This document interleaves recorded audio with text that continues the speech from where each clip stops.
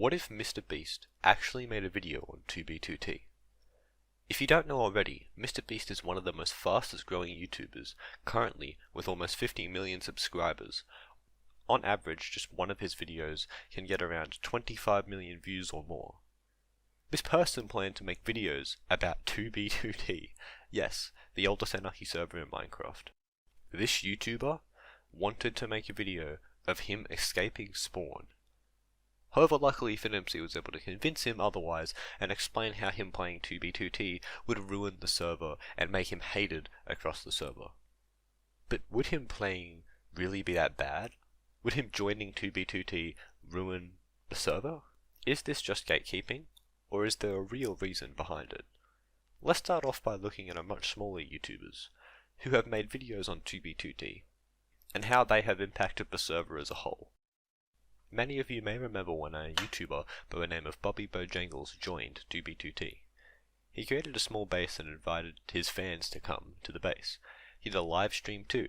In fact, one of Bobby's most popular videos was on 2B2T, reaching over 1 million views. Bobby did profit from making 2B2T content, and so did other YouTubers such as Taphel and Ant Venom and many more. Since late 2018, YouTubers have been making videos consistently on 2B2T, which has led to a queue increase and an increase in player population.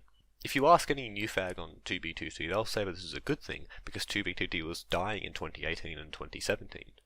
I personally don't like this change, and so do many people who played in 2016, who joined in the Russia War.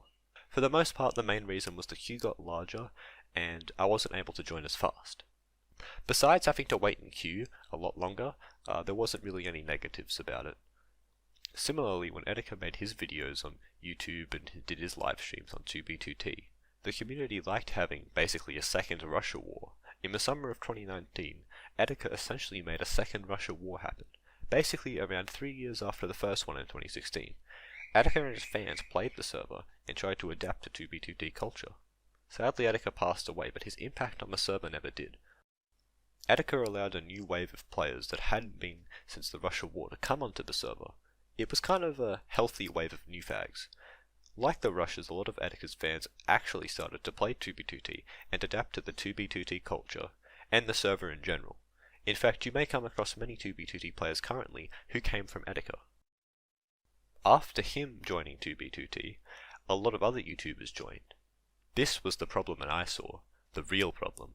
Edeka joining the server was healthy, it gave a boost to the server, a healthy wave of new fags. However, when other YouTubers saw how profitable and how much views that 2B2T content got, they jumped on the bandwagon and joined in to also make 2B2T content.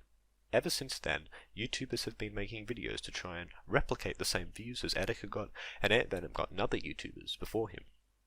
2B2T on YouTube is essentially a trend now. That's how FinMC jumped from a few 100,000 subscribers in early 2019 to having over 1 million subscribers in 2020.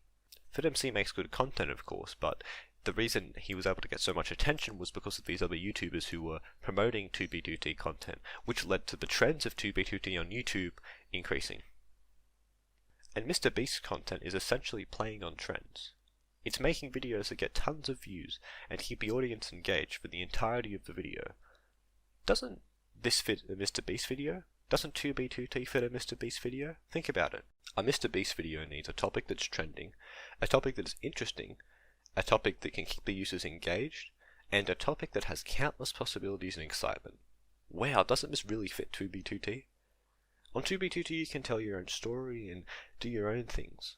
Imagine all the videos that MrBeast could do on 2B2T. Like MrBeast could make a challenge video on 2B2T, such as getting 2B2T players to do the first person to get full enchanted armor on 2B2T wins a large amount of money. Who knows, he could do that. I guarantee that it would get a lot of views.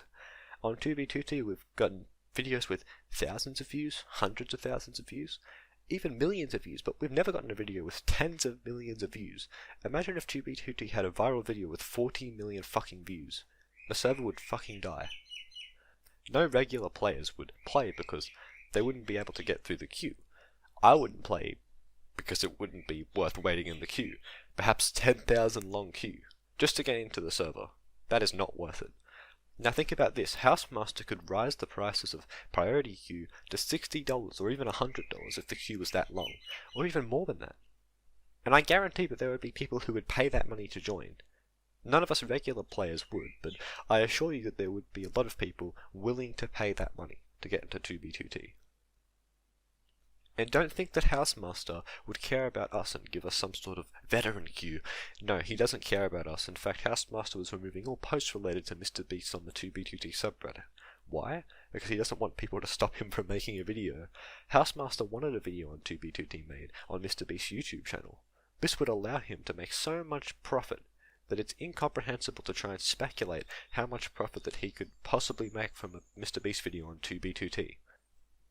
So I think it was really lucky that FitMC did the right thing and stopped MrBeast from making a video on 2b2t. Fit would have grown tremendously if he allowed MrBeast to make a video on 2b2t. So we're all lucky as 2b2t players that MrBeast is never going to make a video on 2b2t, or else 2b2t as we know it would have been destroyed.